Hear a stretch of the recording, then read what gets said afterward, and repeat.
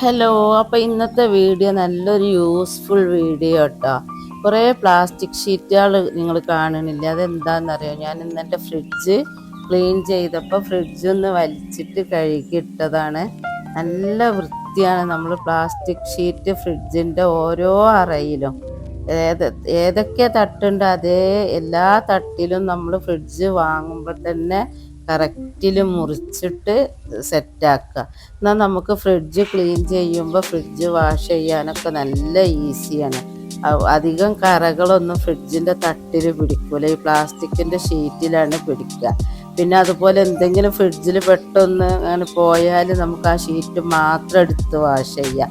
ഇത് ഫ്രീസറിലും ഞാൻ ഇതുപോലെ വിരിച്ചിട്ടുണ്ട്. ഇതുവരെ ചെയ്യാത്തവരുണ്ടെങ്കിൽ വേഗം പോയി പ്ലാസ്റ്റിക് ഷീറ്റ് വാങ്ങി നന്നായിട്ട് കട്ട് ചെയ്തിട്ട് വിരിച്ചെടുക്കുക.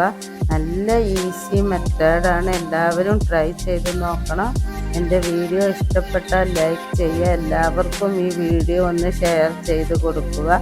എല്ലാവർക്കും ഉപകാരമാകട്ടെ. ഈ പ്ലാസ്റ്റിക് നല്ല സോഫ്റ്റും കുറച്ച് കട്ടിയും ഉള്ളൊരു ഷീറ്റാണ്. എൻ്റെ ഫ്രിഡ്ജ് ഇപ്പോൾ 6 വർഷമായി ഈ ഫ്രിഡ്ജ് വാങ്ങിയിട്ട്